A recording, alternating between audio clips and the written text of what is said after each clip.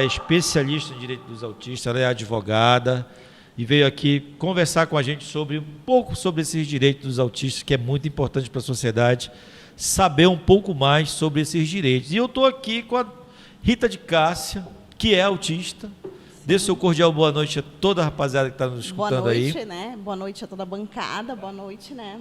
A nossa doutora, boa noite para você que está em casa, para você, aluno, para você que está aí do outro lado e quer se informar um pouco sobre autismo, sejam muito bem-vindos hoje a essa live. Olha, estou com uma curiosidade. A senhora é especialista em autismo, recrutamento e seleção de PCD. Isso. Explica um pouquinho sobre isso. Bom, eu sou especialista em autismo. Primeiro, precisa entender, porque o autismo ainda é algo novo, desde a lei de Berenice-Piana de 2012, pouco foi difundido. Então, é todo o aspecto educacional da pessoa autista e especialista em PCD. Então, contratação, como é que faz o recrutamento e seleção da pessoa com deficiência e aí as principais características dessa pessoa com deficiência que a gente faz dentro de um processo seletivo. Tá certo. Eu vou só identificar aqui por uma questão de respeito às pessoas que que são cegos, né, que estão nos ouvindo. Eu sou o professor Buraslan, eu estou de camisa preta, uso barba, sou pardo, considerado, eu queria ser preto, mas eu sou pardo. O professor Marlon está de camisa preta, ele usa barba, ele está de óculos. A doutora Janaína está com um blazer cor de mostarda, ela usa óculos, ela é morena, parda, os olhos castanhos, de um sorriso branco. E a doutora Rita de Cássia está com uma blusa cor de goiaba. Isso. Não é isso? Isso. Com um batom vermelho, cabelos pretos. Ela pode ser considerada uma mulher negra. Isso. Não é? E aí, só para identificar as pessoas que são cegas, que estão nos ouvindo, mas não estão nos vendo. Então, isso se tornou agora uma praxe, né? Uma necessidade para atender essas pessoas, né, que estão nos ouvindo. Então, para início de conversa, doutor Marlon, o autismo, ele é presente na sua vida? Tem alguém na sua família que é autista, que o senhor saiba? Professor, não tem, mas uma grande amiga minha, com certeza está assistindo a live, a Gabriele Brasil, ela descobriu que o filho dela era autista quando ele tinha quase um ano de idade, E desde lá, ela começou a entender, a compreender o tratamento, as formas, e eu acabo convivendo muito com o Heitor. Então, eu acabei entendendo, a partir da ótica dela, a realidade que ela vive, a realidade dele, como qualquer coisa que sai da rotina dele, salvo engano, ele é grau 3, qualquer coisa que saia da rotina dele atinge ele, e depois disso passei a conviver com outras amigas que são mães de autistas, e recentemente na instituição eu vim receber alunos com laudo. Então, assim, é a primeira vez que eu estou lidando com adultos autistas enquanto alunos, e pensar nessa perspectiva.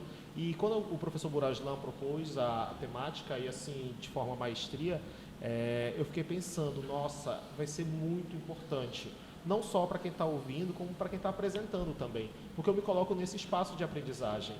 Até então eu sabia lidar com o Heitor e entender o Heitor como uma criança de 7, 8 anos de idade. Agora, como entender um aluno que é até mais velho do que eu? E dentro dessa perspectiva, tenho certeza que as doutoras vão ser, referências para nos explicar e nos ensinar essa noite. Vamos começar a procurar entender o que é o autismo. Professora, o autismo, ele é considerado uma deficiência? Ele é considerado o quê? Para que a gente possa entender melhor, para depois falar do direito, falar sobre as perspectivas futuras sobre isso. Então, o autismo, ele é uma deficiência? Sim, o autismo, para efeito de lei, ele é considerado uma deficiência, né, previsto na lei de Berenice-Piana, daqui a pouco ela vai mencionar, e ele é um PCD, pessoa com deficiência, né? Está dentro dos transtornos, e então é transtorno do espectro autista, que é o termo correto, dividindo-se em 3 níveis. Cada nível, ele traz para a gente um nível de suporte. O quanto de suporte essa pessoa precisa para desenvolver as suas atividades diárias, né? E aí, junto com o nível, vem também algumas comorbidades que vêm acompanhando o autismo ou não. Espera aí, comorbidades, para a gente entender, podem ser doenças que acompanha o autismo, sim, porque que acompanha. o autismo ele não é uma doença. Não. Ele não é uma doença, ele é um transtorno. Ele é um transtorno. Ele é um transtorno. Porém, ele pode vir, junto com esse autismo, com algumas outras comorbidades, com alguns outros problemas, o déficit de atenção. Então, tem inúmeros aspectos que podem vir somando ao autismo, e isso também vai influenciar no nível de autismo da pessoa. E aí eu quero deixar para você que está em casa, nós nunca chamamos pessoa autista. É pessoa com autismo. Ela não é autista, ela é uma pessoa com autismo, que é um termo que é credenciado pela comunidade, é como a gente gosta de ser chamado. Pessoa com autismo e não autista. Eu tenho um aluno autista. Não, eu tenho um aluno com autismo. Com autismo. Para que a deficiência não se sobressaia à pessoa. A deficiência, ela está ali como um aspecto que faz parte, mas ela não define a pessoa. Para não ter preconceito, exatamente. Né? Porque o preconceito, ele é muito grande, né, para as pessoas com autismo, né? Sim. Ele é muito grande. Por exemplo, Janaína, o direito, assim, como é que o direito tem evoluído em relação às pessoas com autismo? Existe vamos dizer assim, uma campanha social? As pessoas lutam por esse direito? Quais são, assim, esse processo de evolução? Como é que está sendo visto, o direito tem acompanhado a vida das pessoas com autismo? Boa noite. Boa noite. Eu vou aproveitar o ensejo da professora Rita, né, que ela falou que o autismo ele é um transtorno de neurodesenvolvimento que é dividido em graus de suporte 1, suporte 2, suporte 3. E o autismo ele está tendo um diagnóstico muito grande. 51 em cada 59 crianças estão sendo diagnosticadas com autismo. Então, a sociedade, as mães, elas estão ganhando força. E em 2012, teve uma mãe chamada Berenice Piana, que ela deu uma iniciativa, foi por iniciativa popular a lei. Ela teve um senador, que foi o padrinho dela, mas ele viu que a força estava tão grande que eles precisavam abraçar, né? Então, foi criado a Política Nacional de Proteção das pessoas com transtorno de espectro autista. Com essa lei, veio muitos direitos, vieram diversos direitos. Lá ela qualifica o que é uma pessoa com autismo, ela fala sobre a questão da interação social da criança, do adolescente.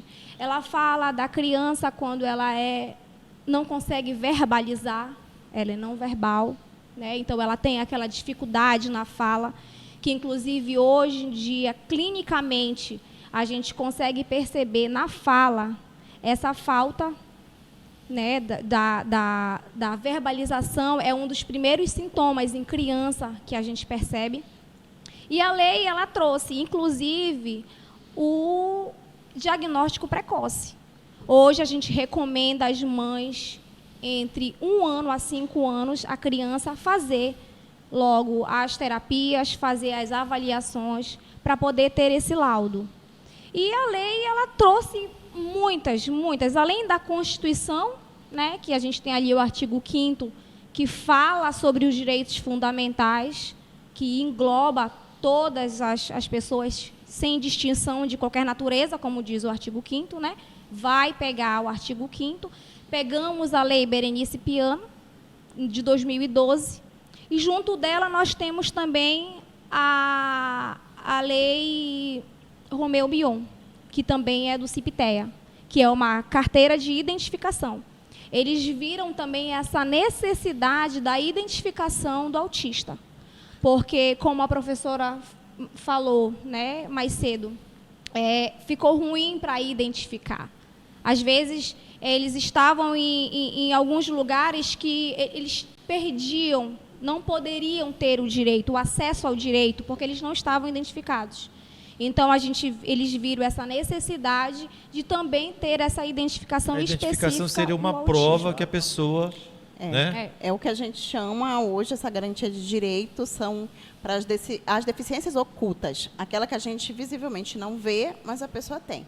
Aí então veio o cordão de girassóis através, né, que garantiu também essa visibilidade, mais a carteira da pessoa. E importante, professora, a senhora falar sobre a de deficiências ocultas, porque o CIPTEA, né, ela não precisa ter o laudo. O laudo ele já está ali na carteira. Na carteira. Já comprova, já leva toda a documentação na Superfácil e já tira a carteira de identificação do autista. É muito importante, a gente tem que ter essa visão da importância da identificação, que é justamente para a gente fazer essa garantia do direito. E a lei que veio também ano passado, de 2023, professora, que foi a do cordão do girassol, ela tem o porém, ela precisa ter o laudo da deficiência, porque ela é oculta. Né? Então, você anda com cordão de girassol, mas você precisa comprovar a sua deficiência. Não é só andar com cordão. Não né? é só acordar. Não, o caso, nesse caso de deficiências ocultas. O autismo, não, ela tem a lei própria dele, que é a do Romeu Mion. Romeu Mion. Aí o que a gente faz? Tira a carteira, coloca no cordão de girassol para facilitar todo o processo. Embarque, desembarque em aeroporto, atendimento prioritário, né? Então, é mais ou menos no que a gente vem tangindo essa questão das carteiras e do cordão de girassol. Mas eu fiquei curioso, professor. Fale. Vai ser para a doutora. Eu sou formado depois de 2012. Eu entrei na graduação de Direito em 2016. Ou seja, já existia essa discussão jurídica e eu posso afirmar que tanto eu quanto uma geração de advogados que hoje estão atuando, eles não chegaram a ter contato com essa discussão dentro de sala de aula, nem com os projetos de lei, muito menos com as atualizações. O que hoje eu sei é porque depois de formado a gente vai pesquisar, porque até a especialização nessa área é um pouco difícil. Como é que a senhora se interessou pela temática e como foi procurar esse caminhar jurídico tão primário, tão inicial? A senhora desbravou caminhos, como foi esse encontro jurídico? Marlon, eu sempre tive muita empatia com as pessoas, né? Então, eu sempre gostei de cuidar. Professor Buraslan, a gente se conhece, né? A gente é compadre. Há muitos anos. E ele sabe o meu jeito de lidar com as pessoas. Então, eu vi a necessidade dessa proteção do direito das pessoas com deficiência. E como o autismo ele está dentro da pessoa com deficiência, eu procurei me especializar também no autismo e pessoa com deficiência. Mas foi mesmo pela empatia, pelo apego ao próximo, pela vontade de buscar os direitos que a pessoa, às vezes, a gente não sabe, as mães, às vezes, não sabem, chegam comigo e não sabem dos direitos, que são muitos, né? Como a gente conversou mais cedo, os direitos das pessoas com deficiência e do autista. Está dentro da Constituição, está dentro da Lei Berenice Piana, de 2012, está dentro da Lei do Estatuto da Pessoa com Deficiência, de 2015. Então, está dentro do Romeu Mion, de 2020, 2023, e aí assim por diante. Então, a gente busca essas garantias. E a gente vê a necessidade justamente de ter um profissional na área para atuar com relação a essas pessoas. Porque eu acho que são poucos os advogados que trilham esse caminho, né? Assim, você é a única que eu conheço. Né? Eu posso afirmar também que ela é a única que eu conheço. Então, é de super importância. Só avisar a galera que está aí na live. Olha aí, a live de hoje ela vai garantir um certificado de 2 horas complementares. E no final dessa live eu vou informar como é que vai acontecer essa situação do certificado. O que eu vou dizer? Olha, é isso. Aí você vai colocar no comentário lá para ter direito a esse certificado. Então fica ligado aí, você que é acadêmico, principalmente quem é acadêmico. Quem é o profissional, que você vai ganhar um certificado de 2 horas de participação aqui na nossa live de hoje.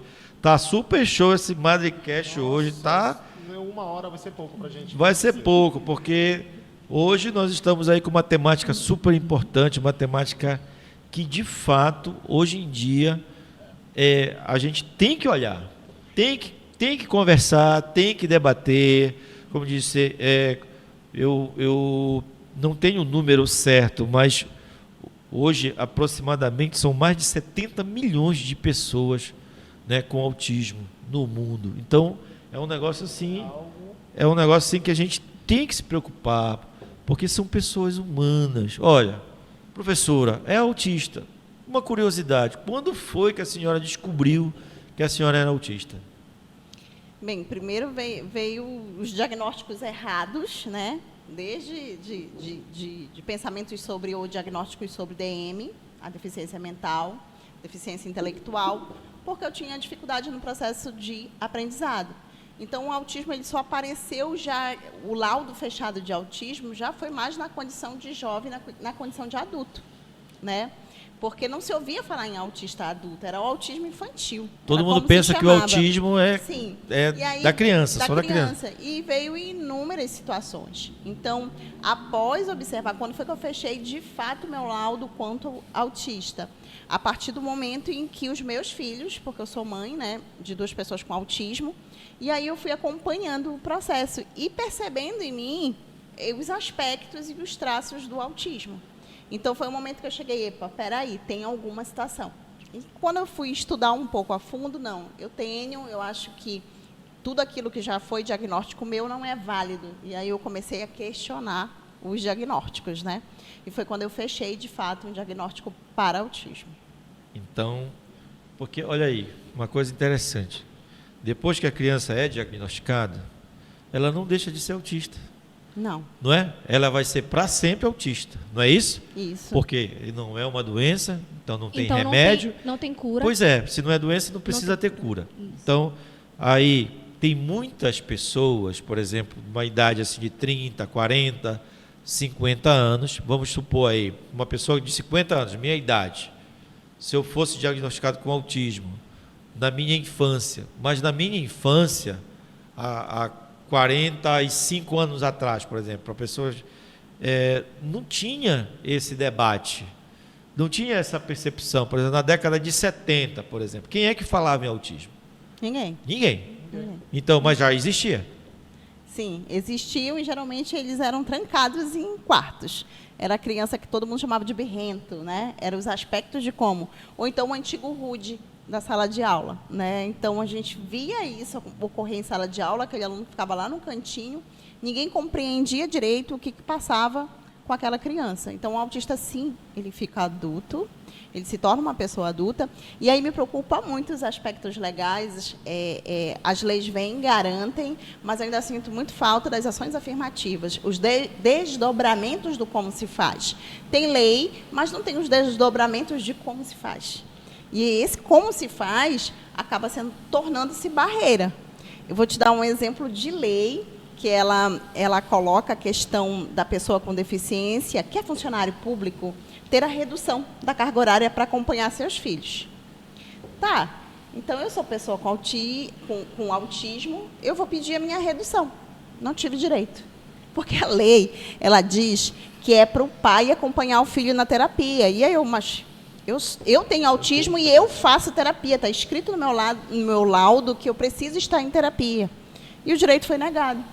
Então, como fazer esses desdobramentos, as ações afirmativas por trás disso, são situações que a gente ainda tem que estar correndo atrás, buscando advogados para estarem auxiliando, porque é uma conversa assim difícil, cansativa, e aí você sente que tem um direito, mas ao mesmo tempo parece que ele não é 100% seu. Você tem que apelar para conseguir aquele direito. Tem que estar se humilhando, né? Praticamente, né? Aí eu disse assim, mas como que a mãe, os pais, né, vão reduzir e a própria pessoa com deficiência não vai reduzir? O que se imaginou? O autismo é como se a pessoa com autismo não crescesse, não fosse trabalhar. E aí vem todas aquelas barreiras capacitistas não que são fosse previstas capaz na de sociedade. desempenhar uma função, Exatamente. uma profissão. E é sobre esse ponto, professor, porque a professora Rita, já tive a oportunidade de assistir uma palestra sua e eu fiquei extremamente encantado, né? E quando Obrigada, professor. Soube que a senhora estaria com a gente hoje, fiquei muito feliz também. E vamos ter a oportunidade da professora e doutora também dar a sua palestra aqui um dia. E semana acadêmica, olha, acadêmicos de direito, semana acadêmica, já vou comprometer as duas para a gente falar sobre essa temática. Mas eu queria saber da senhora, se em algum momento no mercado de trabalho, o simples fato da senhora se apresentar como uma pessoa com autismo, a senhora já sofreu descrédito da sua fala, do seu trabalho, a sua função, que a senhora sempre desempenhou de forma brilhante, ela passar a ser vista de forma, não, ela é autista, com forma preconceituosa, com capacitismo, simplesmente por você chegar e falar, eu sou uma pessoa com autismo e eu sou uma profissional. A senhora já passou por situações assim? Sim, já passei. Inúmeras, né? Eu sou servidora pública, então, no momento em que eu resolvi falar para colegas de trabalho, colocar a minha condição, eu passei a ser a louca da instituição. E aí, teve um local que fez até reunião para saber como a partir dali iriam tratar comigo. Né? Se eu teria condições ou não de estar numa turma, se eu teria condições ou não. Então, por onde eu já ia passando, eu percebi que ficava esse resquício. Não houve a parte assim de integração. Não muito porque eles queiram fazer isso, é a falta de informação.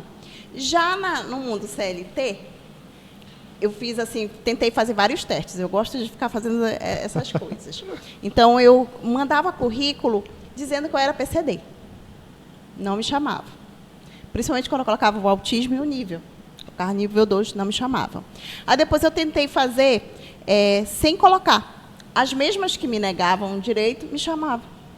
Então, é muito barreirista. E o processo de entrevista, ele também é um processo barreirista para as pessoas que têm os aspectos do autismo.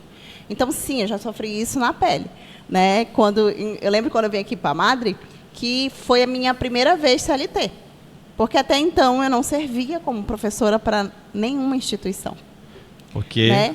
Porque eu tinha um autismo declarável. Então, quando eu cheguei aqui, eu disse, bom, eu vou lá, e aí no final eu vou dizer que eu tenho autismo e vou esperar me darem não. Porque era o que habitualmente eu sempre ouvia. E eu esperei o não. E aí, quando eu falei para o banco, olha, depois de tudo isso aqui, eu dei minha aula e eu sou uma pessoa com deficiência, eu sou autista, nível tal. Aí ninguém acreditava. Aí todo mundo ficou olhando assim para mim, né? E criou aquela curiosidade. Hoje, na sala de aula, quando os alunos, pasmem, quando os alunos que já me conhecem encontram os que estão ingressando, os calouros, eles dizem, olha, tem uma professora autista, tem uma pessoa com autismo.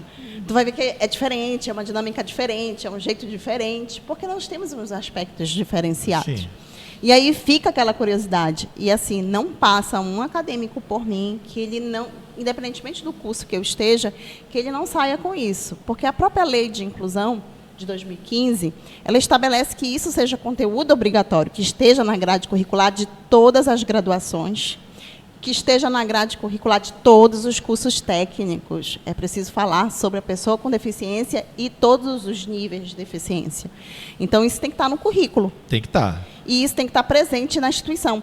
Eu falo, geralmente, que não é normalizar, porque é um termo que a gente vê pejorativo, porque nós somos normais. O que a gente quer é naturalizar a pessoa. Isso tem que ser natural, isso tem que ser do dia a dia, isso tem que ser uma conversa simples, não precisa ser algo especial. Que são os termos que a gente não gosta, né? A gente não gosta que digam que a gente é especial, Existem todos os termos que, dentro da administração, eu trabalho com os meus alunos, os termos que são os termos capacitistas, aquilo que você não pode falar, aquilo que é ofensivo.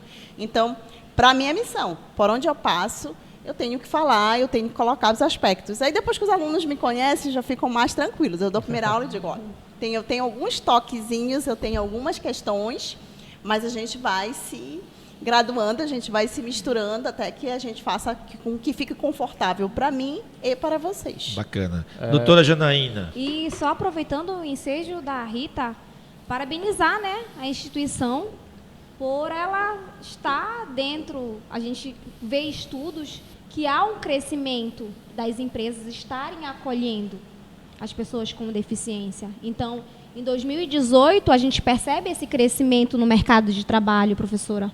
Graças a Deus, Sim, né? sim, Essa inclusão e não essa integração. A gente consegue... Uma pergunta sobre isso, me anotei justamente para a senhora, professora. Já que você ia entrar nesse seara, o José lhe perguntou assim, fora do serviço público, existe programas de incentivo dentro da iniciativa privada para a contratação de pessoas com autismo? E quais os desafios encontrados? Então, é isso que eu estou parabenizando a instituição, né? Nós temos a lei de cotas, e a lei de cotas, ela é a lei da Previdência Social. Lá tem um capítulo que fala sobre habilitação e reabilitação. E lá ele fala das empresas, dos incentivos que as empresas têm que dar para as pessoas com deficiência, e engloba o autismo. Lá eles falam de 1 a 200 empregados dentro da empresa, você precisa colocar 2% do quadro, né? E de 1 a 1.000, 5%. Então, lá no capítulo, ele é gradativo, 2%, 3%, 4%, conforme os empregados que tem na empresa. Nós estamos, conforme as pesquisas na inspeção do trabalho, houve um crescimento, ou seja, houve uma inclusão, né? Nós tivemos, em 2014, nós tivemos 34%. Em 2018, 56%. Ou seja, as empresas, elas estão abraçando cada vez mais as pessoas com deficiência. Nós já conseguimos ver uma evolução nisso, né? Então, que fique claro para o José que são empresas CLT, né? Não é servidor público, não é estatutário, CLT. E sim, existe também alguns benefícios a serem dados, né? Nós precisamos ver a questão da acessibilidade, da questão dentro da empresa também, a questão do hiperfoco, porque às vezes a empresa não quer pegar a pessoa com deficiência porque acha que, de uma certa forma, não vai conseguir colocar ele no mercado de trabalho. Desempenhar as funções. As funções. Tal, né? Quando, não, às vezes ele tem um hiperfoco, né? Ele pode ter uma sensibilidade ali no ouvido, coloca um fonezinho e fica ali no hiperfoco dele, um computador, uma planilha, e consegue desempenhar, né, normalmente e o até trabalho melhor, dele. Às vezes, e né? até melhor. Até e nós melhor. temos também, professor Marlon, uma lei que fala sobre a questão do teletrabalho. Né? Então, eles também têm essa prioridade, essa preferência para o teletrabalho, que é também um avanço muito grande e muito importante. Nesse sentido aí também, 17 estados brasileiros já aderiram ali a um selo da empresa amiga da pessoa com autismo, que a empresa ela ganha alguns incentivos para que ela faça ali um fomento de contratação de pessoa com autismo. Então, 17 estados brasileiros já fizeram essa normativa estadual, né? O estado do Amapá não tem, o norte ainda não tem, mas os demais estados já estão fazendo para a questão de nível de empregabilidade CLT. Um incentivo para a empresa, para que essa empresa ela consiga contratar esse público. Então, já fica aí o nosso pedido, né? Raul Anderson, quais benefícios previdenciários podem alcançar as pessoas com deficiência? Acho que é para ti, doutora. Sim. Hein? É parente? É parente? Será? Eu não sei, pode ser parente. Os autistas, eles têm direito a um benefício assistencial. O nome desse benefício é Benefício de Prestação Continuada, BPC. E ele é requerido no INSS e tem que cumprir alguns requisitos. Os requisitos são a vulnerabilidade social, 1/4 do salário mínimo por renda per capita e ter a deficiência, né? Então, você unindo os requisitos, você tem direito ao benefício de um salário mínimo pelo governo federal. Legal. Professora, tem uma outra, agora é para a senhora essa pergunta aqui. O que fazer quando não tem tutor na escola para acompanhar a criança? E essa pergunta, só para deixar claro, professora, ela está sendo reiterada aqui nos nossos comentários. Por sinal, um grande engajamento, muitas pessoas perguntando, e com certeza deve ser algo que assola inúmeras mães em situações de vulnerabilidade social. Nem todo mundo tem condições, partilha um pouco da sua história, de colocar sua filha numa escola particular para ter alguém que acompanhe. E aí a gente já desenrola no que desagou agora a Unifap, né? Então... Sim. Isso daí é o que mais assim me perguntam. Por quê? Quando a gente pega os índices educacionais do Estado e do Brasil inteiro, quando a gente pega o censo, nós percebemos um número considerável de alunos com TEA matriculado em escolas particulares. É um número assustador. A escola não pode negar a matrícula. A escola não pode negar, é um princípio. E a lei também, Berenice Piana, ela vem e estabelece e diz que é um direito garantido ter lá esse apoio. Então, eu tenho o professor, que é o professor titular da turma, e aí o nível de apoio, 1, 2 e 3. Então, aquela criança, ela precisa ter. Só que aí, o que acontece nas escolas? Acaba que boa parte das escolas não tem. Se a gente for fazer um levantamento de pessoas dentro da área da educação especial, ou os cuidadores, porque agora recente teve o concurso de cuidadores pela primeira vez, a gente vê que o número é baixíssimo, considerando quantas pessoas com deficiência por sala. Então, o número é alarmante, é como 0,3% das pessoas com deficiência tivesse algum tipo de apoio dentro de sala de aula. Né? Então, isso daí é justiça, isso tem que se buscar, não pode se negar. E aí eu passei por esse fato. Quando descobri o autismo, eu tenho 3 filhos, 2, tem TEA, um nível 3, mais severo, e a Eduarda ela tem um nível 1. Né? Na verdade, ela é alta habilidade, já é considerada alta habilidade. Então, acabei tendo que matriculá-la em escola particular, os 2, porque eu não consegui. Então, o Cássio ele reprovou, e não conseguia desenvolver. Então, praticamente, eu fui obrigada a ir. E isso com uma condição um pouco melhor, forçando, porque acabar manter 3 filhos em escola particular. Não é fácil. Né? Não é fácil. E aí veio a Unifap colocando ali 75% das vagas para alunos oriundos de escola pública.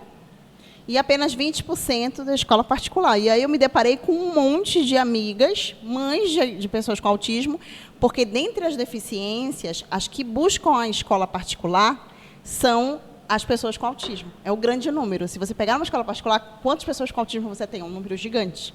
Porque não tem esse apoio na escola pública. E aí foi quando eu entrei com o mandato de segurança contra a Unifap, colocando a questão de que é um serviço que não é oferecido. Então, tem que igualar, tem que colocar ali em pé de igualdade. 50%, que é o que estabelece a lei nacional. O que não pode, sabe o que é? É a escola ter especialistas para fazer aquela entrevista, quando a criança chega lá para fazer matrícula, e aí elas fazem uma triagem, se elas identificarem traços, elas dizem que não tem vaga. É isso que não pode, né? Que estão dizendo aqui, ó, as escolas negam, né? Meu bebê é suporte 1, estuda na Madre, e várias outras escolas tinham vaga, e quando eu dizia que ele tinha o laudo, elas negavam as vagas. Isso é uma covardia muito grande. Né? É alarmante. E é muito mais alarmante ainda quando você está dentro de uma equipe técnica dessa da escola e o professor que está lá na ponta, ele diz assim, mas eu não aprendi na minha formação como se faz. Então, é um problema mesmo, desde lá do processo de formação, ele é estrutural, ele é governamental, ele é de políticas, porque se você perguntar, você vai deparar com os professores que vão dizer assim, eu não tive essa formação, eu não sei como fazer. Então, já começa por aí. Por aí. Eu fiz uma pesquisa no Estado e publiquei, onde os professores eles colocavam que, se eles puderem, dentre as deficiências, qual ele considera a mais complicada, a mais complexa dele trabalhar. Os professores, todos eles, 90% das 2.000 pessoas respondentes, 90% disse que não queria ter pessoa com autismo dentro da sala de aula porque não sabia como lidar. Então, é um reflexo muito gigante e que a gente percebe dentro das escolas. E a própria lei, Berenice Piana, ela traz a recusa da matrícula. Recusa da matrícula é pena. Pena? É crime, né? É crime. É pena de multa de 3 a 20 salários mínimos. E a reincidência dela pelo gestor, conforme um PAD, né, um processo administrativo, ele tem a perda do cargo. Então, é algo muito sério.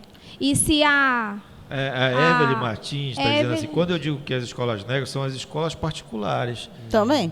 Mas aí poderia... Podemos usar... Tá, aí ela vai aonde, por exemplo? Onde é que ela vai reclamar isso aí? Por exemplo, é um crime, tem uma pena, mas é na justiça? Como é que é? Delegacia, primeiro, né, vai fazer Um BO. Isso.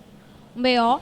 Do BO, leva as provas, é muito importante. Evelyn é Evelyn. É muito importante ela ter essas provas em mãos escritas, né? Geralmente eles fazem o requerimento e depois, hoje em dia a gente usa muito o WhatsApp, tem o retorno da escola, mãe, venha na escola verificar a vaga do seu filho e lá ela é dispensada.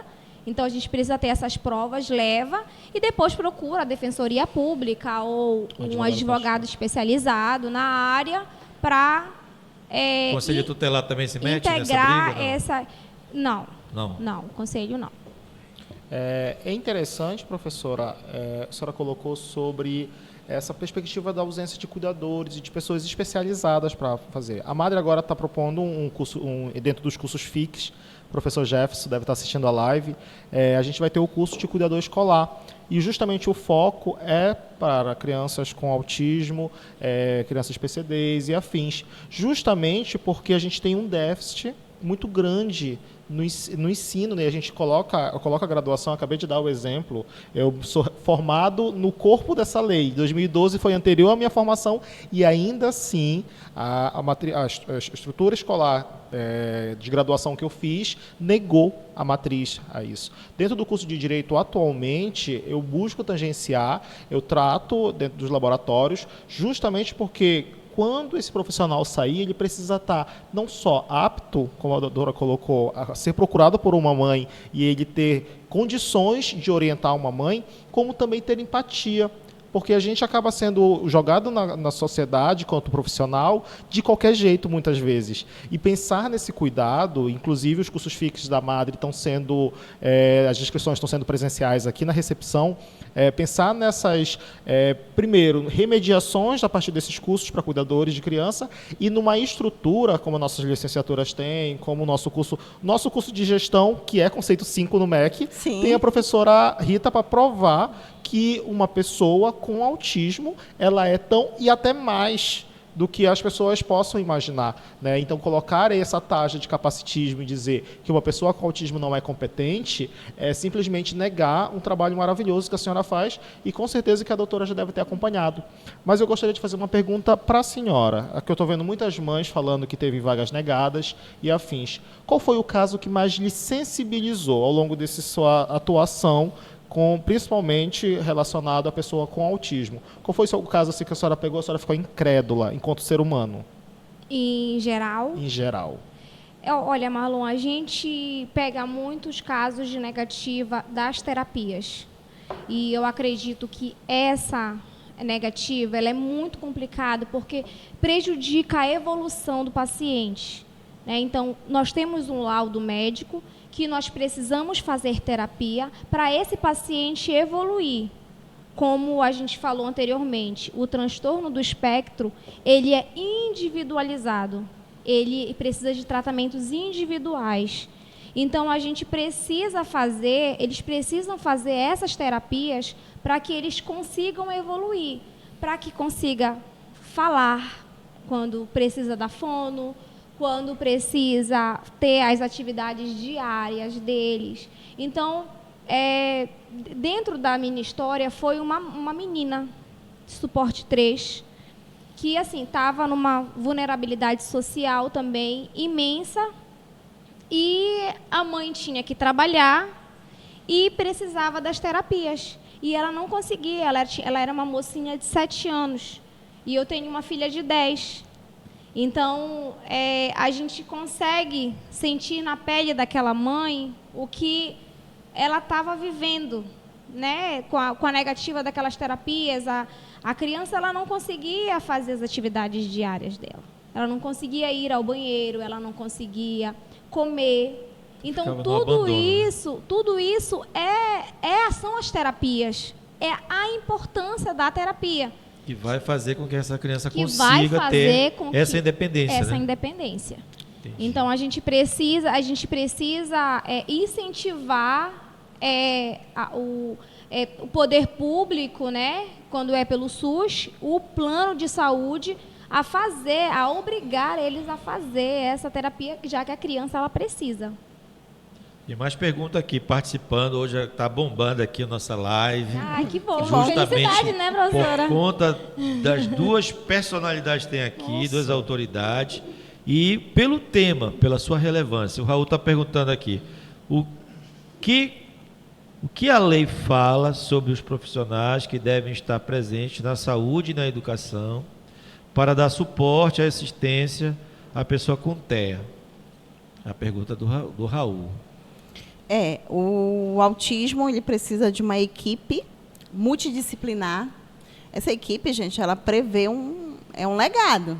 É o psicólogo, é o psicopedagogo, é o pedagogo, é o terapeuta ocupacional, é a musicoterapia, é a massoterapia.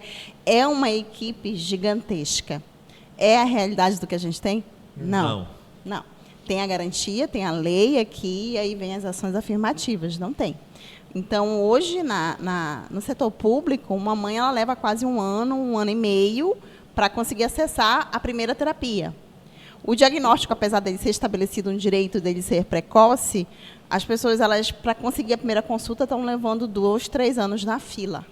Então, é um processo que é demorado mesmo. Então, aquilo que era para ser precoce, acaba não se tornando precoce. E aí a gente tem algumas questões do autismo, que às vezes a pessoa ela tem um autismo nível 2 e ela vem para o nível 1. A terapia consegue fazer com que isso aconteça.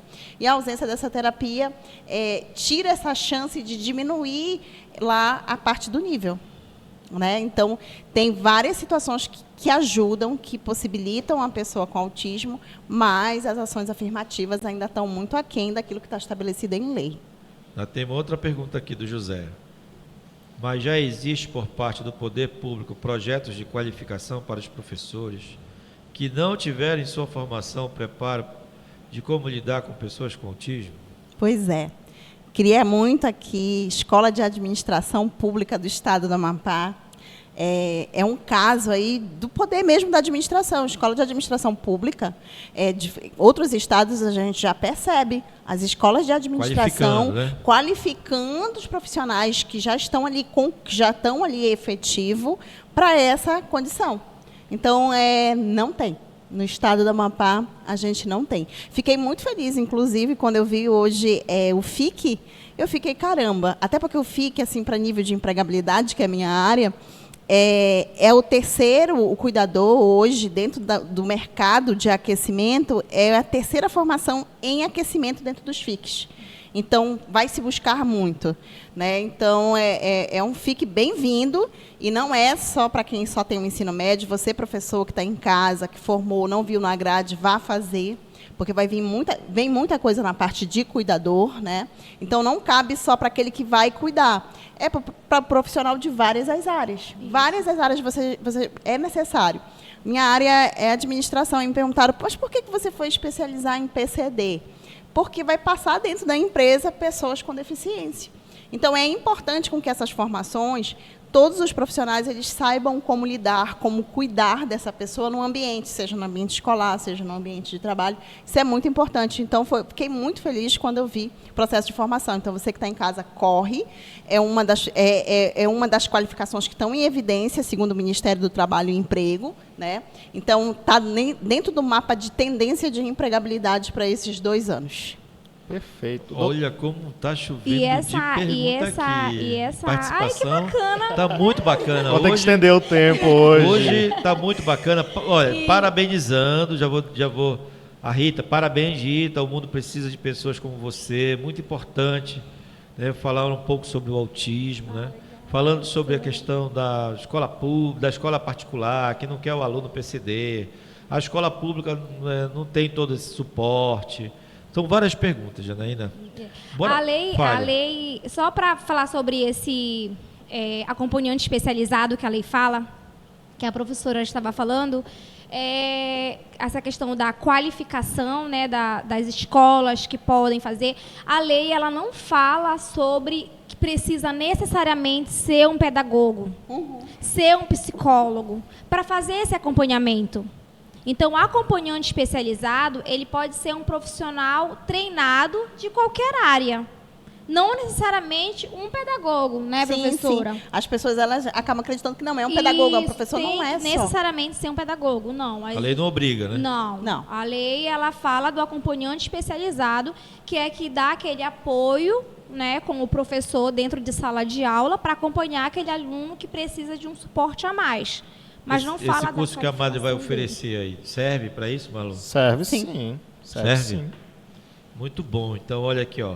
Meu filho tem 11 anos e até agora ele ainda está na lista de espera para o acolhimento. Eu fui chamada pelo Ministério, né, e encomenda, e mesmo assim até agora nada. O que posso fazer? Eu não entendi direito aqui. Ministério e encomenda. Não entendi direito aqui, né? Mas vamos lá.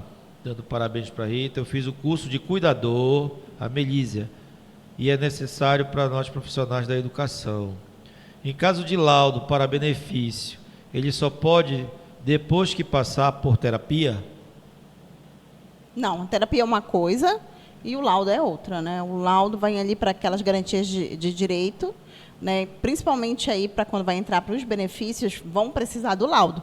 Mas isso independe de terapia, tá? De estar ou não fazendo terapia. O correto, o tratamento correto que a gente recomenda fazer é primeiro as terapias, os relatórios com os profissionais, o fono, TO e psicólogo, porque lá nesse relatório ele vai falar sobre o que a criança precisa, quantas sessões por semana ela precisa, que vai constar nesse relatório. Ele pode seguir para o neuropediatra, para o psiquiatra, ou também o médico assistente. A lei também não fala que É porque, assim, às vezes a gente fica muito condicionado. Refém de um Só profissional. pode ser o neuropsiquiatra. Só pode ser o neuropediatra ou o psiquiatra. Não, o médico assistente, aquelas mães que acompanham no posto, na UBS, que acompanham a criança, aquela médica que acompanha a criança desde pequenininha, ela vai conseguir identificar, ela vai conseguir ver aquela evolução da criança. Ela está acompanhando ela ali mês a mês, então ela vai conseguir laudar e vale. Tudo bem, vale porque até O pediatra, mais ele pode dar um laudo de pode dar um autismo? laudo, desde que acompanhe a criança, saiba todas vá com os relatórios da criança, também pode. Porque a gente já fica muito... Só é o neuro, né, professora, que pode dar. Porque, assim, aquele médico que acompanha a criança, ele também está... Isso daí acabou ficando... condicionou, porque o SUS ele fez uma cartilha e fez ali... A lei veio, não disse quem é que vai laudar, né? Então, o SUS, ele foi e fez o seu protocolo de atendimento. E aí é onde é que amarrou no neuro o protocolo de atendimento que o governo federal estabeleceu. Então, o governo federal disse assim, olha, a lei está aqui, mas a gente vai dizer como é que é a regra do jogo. E aí, quando veio o protocolo de atendimento vem e diz que é o neuro, o Neuropediatra, psiquiatra. Sim. E aí é isso que fecha. Né? É uma discussão muito gigante. Se eu não estou enganada, apenas 2 estados brasileiros conseguem fazer com que seja um médico de acompanhamento mesmo normal, né? Mas os outros estão condicionados pelo SUS, boa parte dos estados. Professor, acaba, vamos dizer assim, amarrando, né? Sufocando. Aí né? você tira a realidade da Amapá. A gente tem 4 neuropediatra. Dos 4, apenas um faz atendimento no setor público. E então, aí o resto fica com a agenda para 2 anos para Eu a pessoa confesso que ser nas atendida. minhas ações eu já penso dessa forma. E a senhora vem logrando assim. êxito? Sim. Para o médico assistente, porque isso é importante. A gente justifica essa situação do acompanhamento da criança. Porque às vezes o neuro olha uma vez e aí já acha que vai ter mais valor, né? Peso. Isso, mais peso do que aquele que acompanhou a criança. Tem nem lógica, às vezes, a gente pensando assim, fazendo uma justificativa. uma cronologia, né? E A isso gente é acha, não. interessante, doutora, porque dentro da nossa área, os julgados geram precedentes e esses precedentes modificam jurisprudências, modificam entendimentos. Sim, sim. Então, daqui a pouco, isso se pacifica dentro do nosso tribunal e o Amapá passa a ser esse Estado que também vai aceitar, né? E eu acho que a senhora pontuou perfeitamente sobre olhar para as realidades, né? Olhar para a realidade de uma criança com autismo em regiões de grande centro, como o Rio, São Paulo, não que em situações, a gente está falando sobre situações de um acesso mais célere a esses profissionais, e olhar para uma realidade como a do nosso Estado e querer amarrar a legislação, querer amarrar o protocolo ao mesmo protocolo que acontece em Rio, São Paulo, acontecer em Amapá, chega a ser cruel e irreal com a nossa realidade. Eu acho isso muito... Parabéns pela sua iniciativa jurídica. Tenho certeza que você vai gerar precedente, doutora. Sim, a gente tem um estudo, né, professor? A gente vai... Inclusive, essa semana eu estava vendo uma jurisprudência, né, aqui do tribunal, e ela foi mencionada num curso nacional do Carmo Antônio, sobre uma recusa de dano moral. Porque... você sabe o quanto é difícil a gente conseguir dano moral, né? A gente tem ali que demonstrar mesmo aquele prejuízo para a gente ter aquela indenização. E o Carmo Antônio, em 2017, ele deu um dano moral para uma recusa de matrícula de uma mãe. Muito bom. E a gente assim, foram em poucos estados que conseguiram. E o estado do Amapá, o curso que a gente estava fazendo, que eu estava assistindo, copiou e colou para os alunos verem, e eu fiquei super satisfeita, né? A gente dá aquela envaidecida, né? Poxa, que bacana, o nosso estado tá aparecendo isso de uma forma positiva. Eu fiquei muito feliz. Deixa eu falar aqui para você que é espectador, que ficou até agora na nossa live. Eu vou dar a dica para você ganhar o certificado de 2 horas aqui. Ó, você vai digitar aí no comentário da nossa live a palavra-chave atípico. Você que tem interesse no certificado, tá? Aí você digita aí atípico, comenta a palavra atípico, e aí a nossa, vamos dizer assim, o nosso corpo, nossa equipe vai entrar em contato com você no seu direct no Instagram e vai conversar com você o que é necessário para lhe dar o seu certificado. Por falar em nossa equipe, né? Por falar em nossa equipe, antes de chegar ao fim, que eu não gosto que o senhor fala está chegando ao fim, que o assunto está tão bom que me deu até empolgação.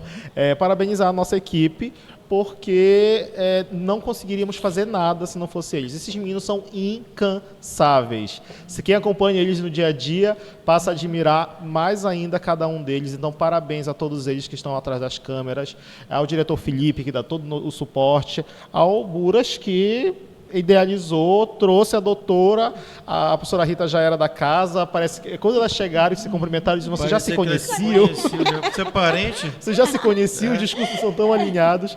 E fazer um adendo, o desembargador Carmo Antônio foi meu professor de Direito Penal, e eu fico muito orgulhoso também de ver, aí eu adoro falar, ele foi meu professor, eu fico todo gabola, ele foi meu professor. Já está chovendo pergunta aqui, ó. Branca Pacheco está dizendo assim: a avaliação multidisciplinar de triagem serve como laudo? Não.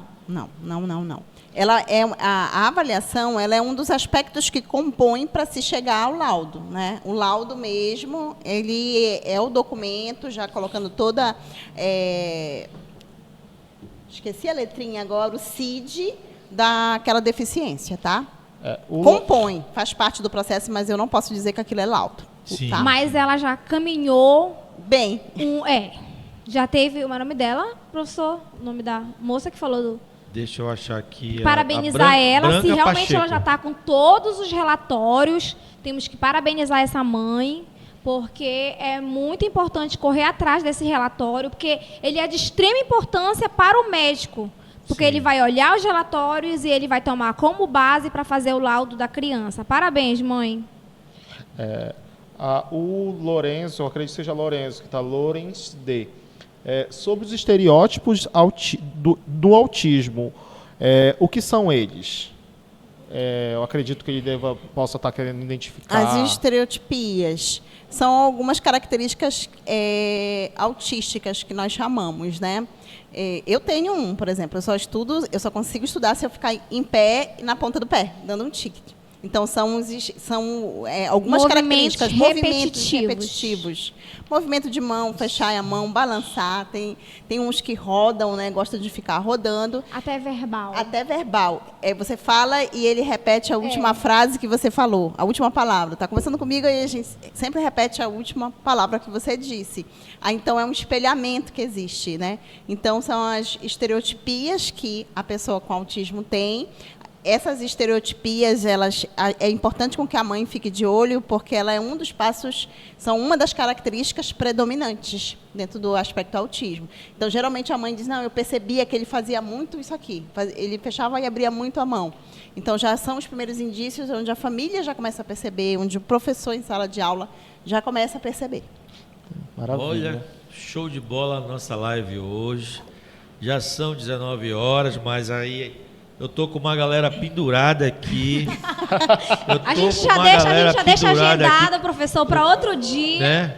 Daqui a 30 dias a gente se encontra novamente. Olha, a gente ainda nem falou. Bacana, eu ainda nem falei aqui, bom. eu queria falar. Nossa, a gente fez todo um roteiro. Bora esticar só mais uns 10 minutos. Bora esticar só mais uns 10 minutos. Dá 20 minutos aí pra gente. Porque a galera tá pendurada aqui, mano. Tá dando aqui o que falar. Tá, o meu chefe está dizendo que pode até 2 horas. O patrão ficou louco, o patrão ficou maluco. Direito agora, daqui a pouco, né? Vamos trazer eles para assistir essa live, vamos descer eles, vamos descer a turma para assistir essa live. Bora fazer o seguinte, eu quero saber de vocês sobre lei de cotas para concurso público e ingresso em faculdades. Tem, são coisas distintas, né? Objetivos diferenciados. Dentro da administração, eu trabalho com muito mais foco com a lei de cotas, né? É onde a gente estabelece para a contratação, mas é uma coisa que eu venho referenciando muito, gente. A gente ensina muito a questão dessa garantia de lei, mas que ela não seja a única forma de ingresso. Eu entrei aqui na Madre Teresa, não foi pela lei de cotas. Eu vim, me inscrevi, a empresa ela poderia dizer não. Ela não estou precisando de PCD no momento. Mas também estabelecer para que a empresa ela não se foque apenas a 100 funcionários, os 5% lá. Tá? Olhar não para a deficiência, mas por trás de uma deficiência sempre existe aquilo que eu chamo de uma qualidade da deficiência. Tá? Então, tem autismo. Qual é a qualidade? Onde esse autismo me qualifica? No hiperfoco. Aquilo que me diz para fazer, eu executo em pouco tempo. Então, esse tipo de profissional, eu já sei que dá muito bem no escritório, dá muito bem em vários ambientes de trabalho, né? Então, a lei de cotas, ela é estabelecendo esse espaço de empregabilidade no emprego formal. Tá? Maravilha. Por exemplo, eu tenho aí o ingresso para o processo seletivo da Unifap. Tem vagas, cotas para deficientes, né? O deficiente, ele pode apresentar um laudo de autismo e entrar como nessa vaga de deficiente? Pode, porque a lei Berenice Piana, ela fala que o autista é deficiente para todos os efeitos legais. Então, ela já tem uma lei própria para que diga que ele vai entrar na vaga PCD. Aí eu vou dar uma de telespectador agora, vai ficar a pergunta. Quanto pessoa com deficiência, que foi o que eu problematizei em casa? Essa cota para PCD estabelecido pelas faculdades é para aquele aluno oriundo de escola pública, certo? E ali tem a cota desse aluno oriundo de escola pública. E eu fiquei em casa pensando, mas a pessoa que é da escola particular, ela deixou de ser deficiente porque ela é da escola particular?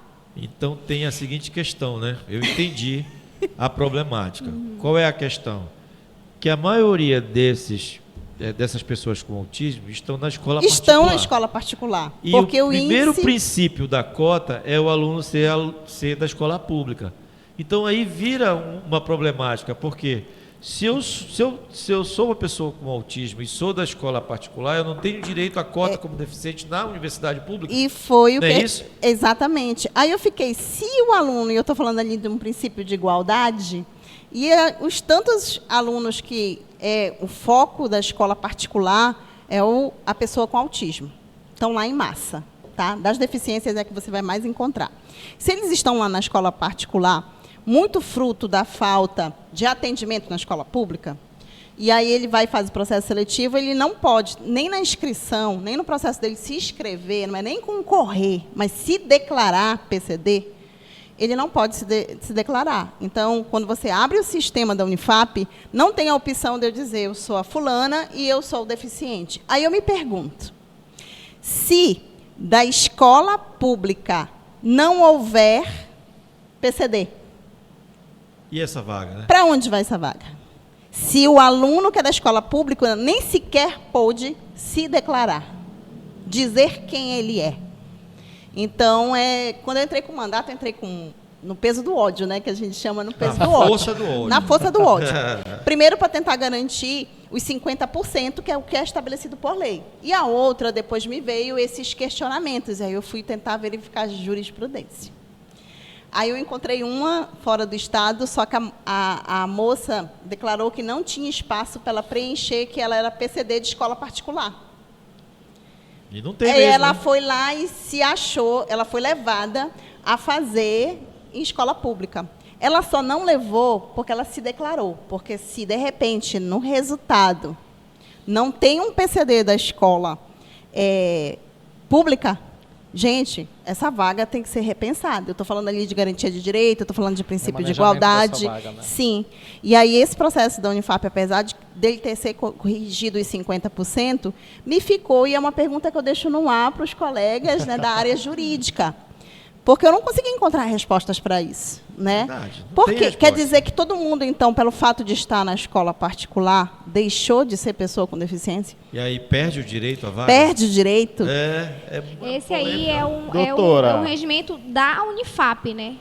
Nós teríamos que chamar o reitor. Aí, O que já eu fica- Teremos que ter uma conversa Para com ele. mim, o entendimento que eu tive, Sobre, mas eu não sou da área, eu cheguei até a fazer até o 8º semestre de Direito, e aí eu vi que não era para mim, não era na minha praia. O que eu percebi que é uma falha lá na lei federal, ao meu ver. Tá? Faltou ter esse entendimento, faltou ter essa discussão lá nos nossos senadores, nossos deputados federais.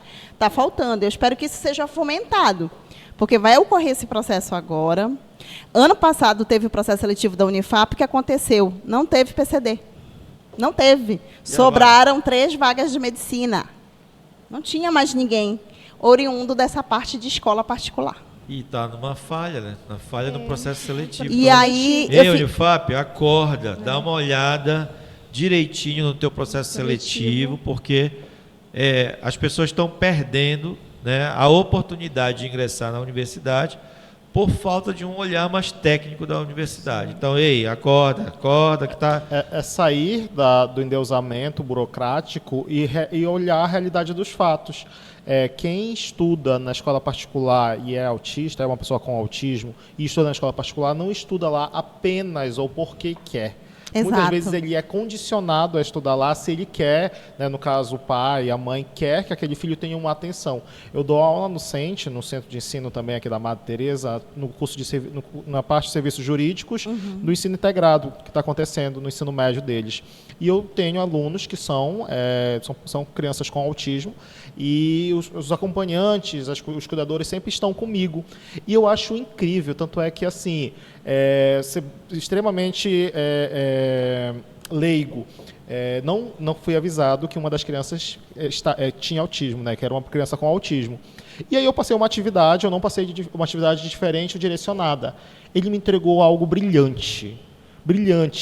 E assim, quando chegaram, eu falei assim, não, mas você tem que passar uma avaliação direcionada para ele, diferente. Bem adaptada. Aí eu disse, mas para ele, eu não vou falar o nome da criança, não, mas para ele, Aí eu disse, tem certeza? Aí eu peguei e puxei as atividades que ele me entregou, e assim, atividades fantásticas para a faixa etária deles, né? Para o conteúdo que eu ministrei, um conteúdo jurídico, né? Que é um técnico em serviços jurídicos, e ele entregou algo fantástico. Então, quando a gente coloca isso, né, essa criança nesse espaço, muitas das vezes 4 vagas de medicina. E tenho certeza que essa criança, quando for prestar o vestibular, vai ser um médico brilhante, vai ser um advogado brilhante. Aquilo que ele se propõe dentro das adaptações necessárias, ele vai ser brilhante. Mas quando a gente pega essa falha burocrática e diz que apenas quem vem de escola pública, aí a gente tem uma segregação, né, doutora, do direito. Sim, a minha filha... É uma forma de inclusão, né, Marlon? A gente precisa entender cada vez mais essa diferença, né, de você integrar alguém e incluir alguém, né? Quando a gente consegue compreender as peculiaridades dessa pessoa, a gente consegue ter um olhar mais humano. Sim. E aí minha filha, que é PCD, tem autismo, ela olhou para mim e disse, eu deixei de ser deficiente porque eu estudei na Madre, Porque é uma escola particular, né? que é uma escola particular, e foi uma necessidade real da família, né? É difícil, né? Então, Difícil. poder público, pessoal aí que está nos ouvindo, participando da live, estou muito feliz Nossa. Eu tô dessa feliz participação também. em massa Foi aqui, muito bom. pessoal que entrou. Não esqueçam, você que quer seu certificado, você tem que digitar aí a palavra atípico, tá? Para depois a nossa equipe entrar em contato para lhe dar o seu certificado de 2 horas. Pessoal, eu quero agradecer, já levando aí os nossos minutos finais. Minutos da nossa finais. live. Vamos Essa lá. live vai ficar gravada? Como é que é? Onde é que a pessoa pode encontrar depois dessa live? No YouTube da Madre? Tem um endereço aí do canal do YouTube, alguma coisa? Hein? Procurar Grupo Madre Teresa no Madre YouTube. Teresa no YouTube. Quem quiser assistir essa live depois aí, passar para os amigos, para ver o que foi debatido aqui, comentado, conversado, esclarecedor. Muita gente dizendo, ó, excelente, professora Vale Patrícia aqui. Patrícia Vale, excelente, nossa chefa.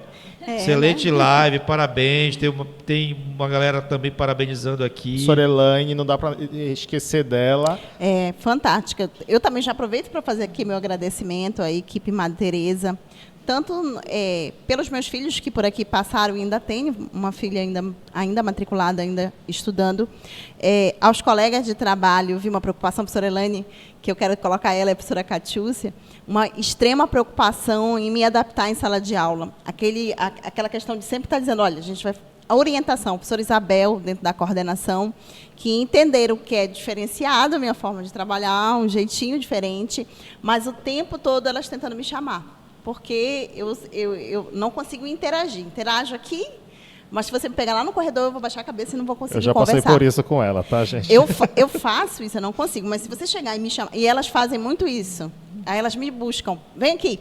A gente te quer falando, a gente te quer falando. Mas saiu desse ambiente, eu não consigo interagir, né?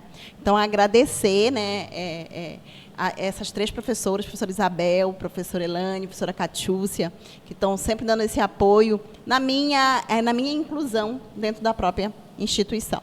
Nós temos, assim, a honra de ter a senhora nesse quadro, nesse corpo docente, como profissional, como pessoa com autismo, como ser humano.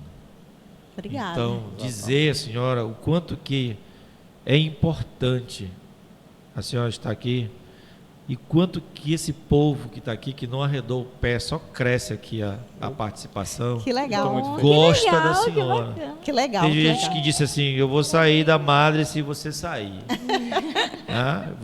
Você ganhou aí um seguidor eterno. Onde você for, ele vai estar. Graças a Deus, os alunos E a são galera, muito e a galera receptivos. dizendo assim, você é a melhor. Né? A participação aqui também, ó, estão de parabéns. Né? Meu aluno, Parabéns meu aluno pela tá aqui. live, estou acompanhando aqui, muito feliz por todo o esclarecimento. Agradecer assim de coração, olha, de coração. A professora Rita pode ficar falando sem problema. A gente vai ficar falando aqui. Eu vou convidar o professor Marlon para mais uma vez a gente trazer esse tema, porque não esgotou a nossa conversa. Isso aqui foi só o início Sim. de uma conversa. Eu vou convidar vocês mais uma vez, daqui 2, 3, 4 semanas, vamos voltar. E você que está aí nos assistindo, fique ligado, porque nós vamos trazer outras discussões que não deu tempo da gente fazer aqui. Nossa. E que é de suma importância para a sociedade. Para quem tem um filho com autismo, para quem é, né, uma pessoa com autismo, essa nossa conversa aqui é uma conversa assim fundamental para a vida da pessoa. Exato. Porque tira muitas dúvidas, né? Em relação ao direito, agradecer, Janaína, você ter vindo de Macapá até aqui em Santana, Eu que agradeço, professor. participar. E eu vou deixar o seguinte: você vai deixar, se você quiser, o seu número de contato para ganhar clientes, né? O código de ética. Tá? Código de ética sendo rasgado de página a página Eu vou agora. dar- Isso aqui é Madrecast, isso aqui é um serviço social. Eu vou dar só uma colherzinha de chá, eu vou colocar meu Instagram. Teu Já Instagram. colocaram Meu aqui, Instagram. já colocaram Tá o entendendo? Instagram aqui, vou lhe seguir. Não, Ai, que eu já bacana. virei fã. Porque Vou procurar, a vou doutora localizar. Janaína, eu acho que no Amapá é a única que está se dedicando a essa causa. Não conhecia ninguém. Não Né? conhecia Não ninguém. conhecia. Direito, com pessoas com autismo, que eu conheço é um. Se tem alguém que está, me desculpe, me perdoa, não conheço. Então, tu vai deixar, mana. Bora falar no Amapês. Acho que eu já vou ser, Mana, você já deixar é teu cliente Instagram. número 1, para Vai ver se eu vou deixar, reduzir mana. minha carga horária no estado. Ó, Sim, e volta aqui para contar pra gente Aí eu desse volto aqui para processo. ver se conseguir. tu vai deixar, mano, o teu Instagram. Janaína Sussuarana, _ ADV. Pronto. Podem começar Janaína lá. Sussuarana, _ ADV. Isso. Você que precisa de um esclarecimento jurídico, Pode procure a nos doutora procurar. Janaína, que ela vai te ajudar. E tá? nós temos que reforçar para que as pessoas elas precisam correr atrás dos direitos. São muitos direitos que nós temos. Os autistas têm direitos gerais, não vai dar para a gente falar agora, mas já vou falar. Direitos gerais, direitos previdenciários e direitos assistenciais. Então, aí a gente abre um leque de direitos que eles precisam e que a gente precisa ter essa consciência, O né? último que eu descobri foi diminuir o valor da conta de energia, que eu não sabia. Descobri tem 2 semanas. Sim, redução. A né? redução, a redução. isso. Pais de filhos com autismo têm direito a uma redução de carga horária de trabalho. Tem isso? Redução de carga horária, sem prejuízo dos seus vencimentos. Olha aí. Saque de FGTS. Isso aqui é só uma prévia da Só nossa uma prévia da nossa próxima próxima live. Acho que vai ser na semana que vem. Doutora, eu já quero lhe comprometer aqui, entre os dias 20 a 25 de março, o Grupo Madre Teresa, a graduação, vai promover a Semana Acadêmica, a professora Sim, sim. Rita sabe. E a nossa temática é sobre tecnologia e profissões. E justamente pensando na perspectiva da pessoa com autismo, da pessoa PCD no mercado de trabalho, e esse advogado, esse futuro bacharel, esse futuro promotor, delegado que vai sair das nossas cadeiras, se Deus quiser, eles precisam lhe ouvir. Então, enquanto coordenador, eu lhes convido a professora Rita a ministrar um Ok. mini curso. Sim, sim, Vou tranquilo. marcar o dia, vou já colocar na tabela, já é o primeiro mini curso. Já Tá fechada. os acadêmicos de direito já se matriculem, porque as vagas vão ser limitadas. Eu tenho certeza que a comunidade externa vai querer também. Sim, porque conversar com vocês nessa 1 hora, que pareceu que foi 10 minutos, foi uma aula. Foi 1h16 já. Foi 10, a gente tentou ainda agorinha. Então, agradecer novamente, agradecer a Obrigada, todo mundo, professor. a todo o público.